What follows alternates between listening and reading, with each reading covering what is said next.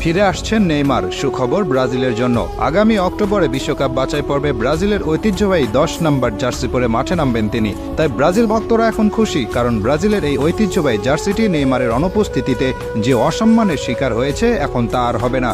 আগামী অক্টোবরে শক্তিশালী দল চিলির বিপক্ষে খেলবে ব্রাজিল। বিশ্বকাপ বাছাই পর্বে ব্রাজিলের অবস্থা এখন খুব ভালো নয়, আছে 6 নম্বরে। পৃথিবীর ইতিহাসে একমাত্র দল ব্রাজিল যারা সবগুলো বিশ্বকাপের আসরে খেলেছে।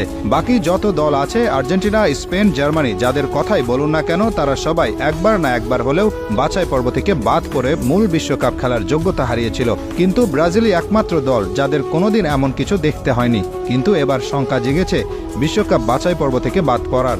আর তাই এমন সময়ে দলের প্রাণভোমরা নেইমারের দলে ফেরার এমন ঘোষণা আশা জাগিয়েছে ব্রাজিল ভক্তদের মনে, কারণ নেইমার কি জিনিস সেটা সকলেই জানে। নেইমার এমন একজন খেলোয়াড় যিনি একাই পারেন একটা ম্যাচ জিতিয়ে নিয়ে আসতে। বর্তমানে ব্রাজিল দলে যারা আছেন তারা সবাই মিলে যত গোল করেছেন, নেইমার একাই করেছেন তার চেয়ে বেশি। নেইমার 127 ম্যাচ খেলেছেন ব্রাজিলের হয়ে, সেখানে গোল করেছেন 79টি আর অ্যাসিস্ট করেছেন 59টি। আর এই হলুদ জার্সি এবং ব্রাজিল দলের জন্য নেইমারের যে পরিমাণ ভালোবাসা আছে তা আর কারণেই। কতটা ভালোবাসা থাকলে ইনজুরিতে থেকেও নেইমার দলকে সমর্থন দিতে সাধারণ দর্শক হিসেবে সুদূর সৌদি আরব থেকে চলে এসেছেন আমেরিকাতে। শুধু ব্রাজিল দলে কেন, সারা বিশ্বে এমন নজির খুব একটা দেখা যায় না। 2টি ম্যাচেই তিনি ছিলেন স্ট্যান্ডে, ব্রাজিলের গোলে উৎসাহ দিয়েছেন, উল্লাস করেছেন, এমনকি ছিলেন ড্রেসিং রুমেও। কোস্টারিকার সাথে প্রথম ম্যাচে ড্র করেছিল ব্রাজিল। সেদিন গ্যালারি থেকে ব্রাজিল অধিনায়ক দানিলোকে ধ্বনি দিচ্ছিলেন দর্শকেরা। দানিলোও এগিয়ে গিয়েছিলেন তাদের জবাব দিতে, কিন্তু এগিয়ে আসলেন নেইমার, দানিলোকে বুঝালেন, বললেন এই মানুষগুলো ব্রাজিল দলকে ভালোবাসে, তারা এই দলের খারাপ সময়টাই মেনে নিতে পারছে না। বুঝিয়ে শুনিয়ে নেইমার দানিলোকে নিয়ে গেলেন ড্রেসিং রুমের দিকে, দায়িত্ব পালন করলেন বড় ভাইয়ের।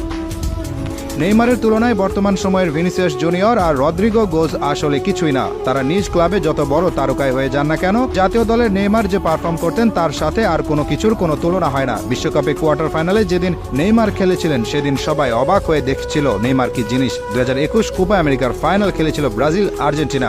ব্রাজিল সেদিন হেরে গিয়েছিল আর্জেন্টিনার কাছে, কিন্তু হেরে গেলেও আর্জেন্টিনা একাধিক খেলোয়াড় এটা স্বীকার করেছিলেন যে সেদিন মাঠে সবচেয়ে ভালো খেলোয়াড় ছিলেন নেইমার। ডিপল তো বলেই দিয়েছেন তার জীবনে তিনি নেইমারের চেয়ে ভালো খেলোয়াড় দেখেনি। নেইমারকে আটকাতে গিয়ে তার যে কষ্ট হয়েছে, সেই কষ্ট তাকে আর কেউ দিতে পারেনি। এই কথা স্বীকার করেছেন আর্জেন্টিনার আরেক ডিফেন্ডার রোমেরো। যখন আবার আশার বাণী শোনান যে আগামী অক্টোবরে সম্পূর্ণ ফিট হয়ে তিনি খেলবেন ব্রাজিল জাতীয় দলের হয়ে, তখন ব্রাজিল